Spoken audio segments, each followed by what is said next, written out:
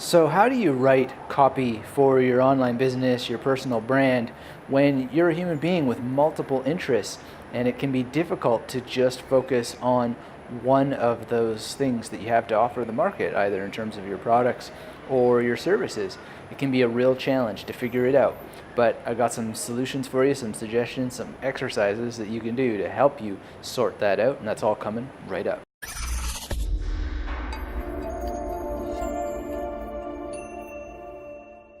Hey there, this is Anthony Metivier from brandingyou.academy, where we help online entrepreneurs take their brand to the next level and connect it in a web, an ecosystem online that helps you develop an online empire.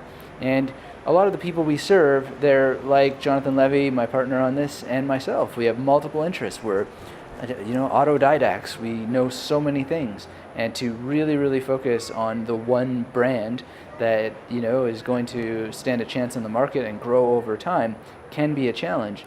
And so this video is a shout out to two of our members in the Branding You community, Steve and Jonathan, and having a great discussion over there in our forum. And if you want to be part of that community, make sure you hit subscribe to this channel and hit the thumbs up button. Let me know in the discussion where you are in the world and what you're doing with your business, and then go to the link on your screen, which is brandingyou.academy/win. Check out our current contest so you can not only be in the Branding You community, but also if you win the current prize that we have, it's a 10K seat, and going to be an extraordinary thing for the lucky person. But you got to check out all those details, and of course if you miss it, that link will go and take you somewhere really nice. But really, this whole issue of having multiple interests, and should you start multiple businesses, should you write with pen names and all that sort of stuff, it's something I think that a lot of people go through, and you should question your role of whether or not you're going to make it if you don't have those questions rising in your mind. Because when you are starting your own online business, you're going to have multiple roles to fill anyway, no matter what. There's going to be some writing, there's going to be some technical considerations that you either have to improve your skills or learn them in the first place, because one of the outsourcing problems that one has is trying to get people to complete tasks that you yourself don't understand. So there's a management kind of role that you play in order to even get to hire people to do those management things, and so on. So you're going to develop new skills in order to even market your skills, which is pretty fascinating and fun. But I think one of the key concerns here had a lot to do with, well, what if I want to do something about health? And what if I want to do something about how to write a book? And what if I also want to talk about this, that, and the other thing, travel, and all the things that you may have deep knowledge about? And then Steve in particular was asking, and saying that he doesn't trust anybody who he sees has multiple products in all kinds of areas. And it makes sense, because, jack of all trades is master of none. The problem is, though, is that that's not necessarily true. And it is almost a worrisome thing when people are too specialized. And so if they don't have other aspects of their lives to share and products to reflect that, then that might be an issue. But the number one thing that I think really needs to be pointed out here above all is that we as business people cannot make decisions of what to do on the market based on our perception of how we buy or even our real behaviors. So if we're going to build our business based on our preferences, that can be very problematic, because it's just not the reality of the wider market. So you can't make the decisions based on your preferences ultimately, and you need to think about what is it that people want. And so when you go out and you look, one of the first things you're going to see is that a lot of people, they see that someone is making just to take a very famous example, the 4-hour work week, right? Well, as soon as they see that the people are getting benefit from that knowledge, then they're going to ask other questions, and you have to think of the chicken and the egg.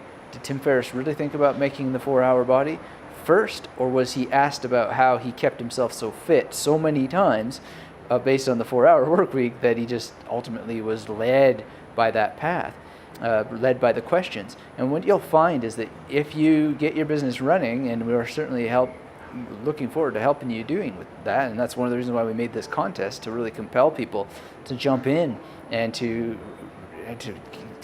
have impetus to go and do it, and be in a room at Genius Network with people who have multiple talents, multiple skills, multiple businesses.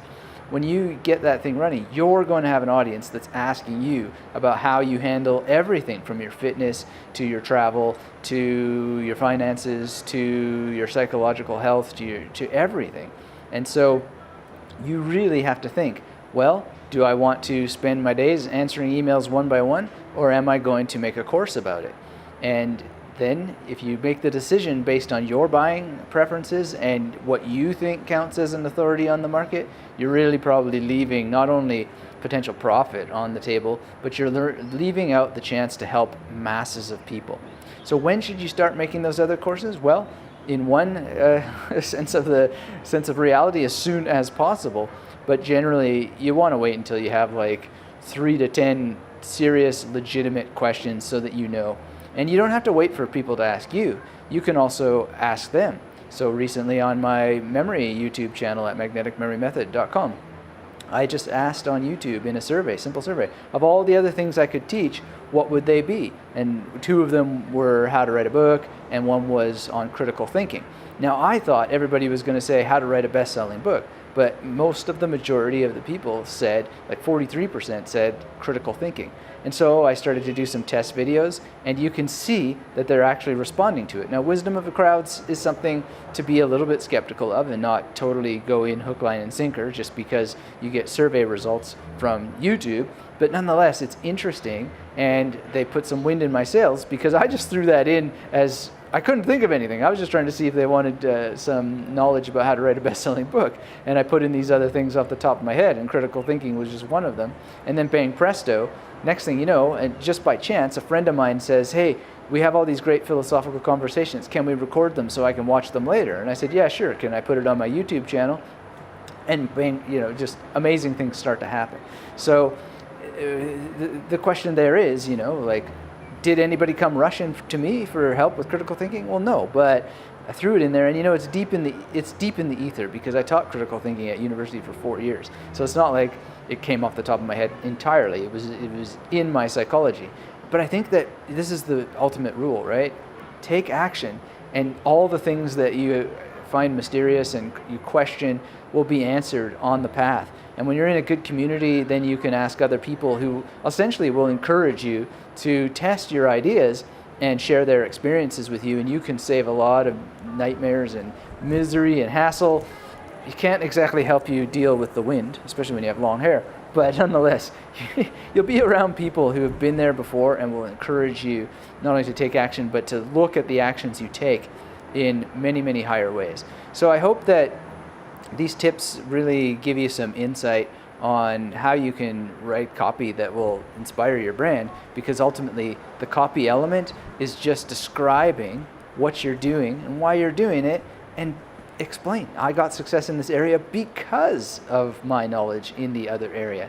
And make it a story, make it a compelling story. Use some of the tips that we've talked about on other videos on this channel, or come and be sure that you're part of the Branding You Academy community. You can do that either by getting subscribed here on YouTube or going and checking out our current contest and entering it. And again, it's time limited, but if you happen to miss it, that link will take you to the main page where you can find out more about the Branding You Academy community. So extra thanks to Steve and Jonathan and everybody who's taken action on our current contest and generally involved in the community. We really appreciate hearing from each and every one of you as you do the wonderful things that need to be done in order to create an online business. And so write that copy that is going to tell the story of why that you're qualified. And chances are it's because you're already an autodidact. Everybody's an autodidact. We just don't always recognize it.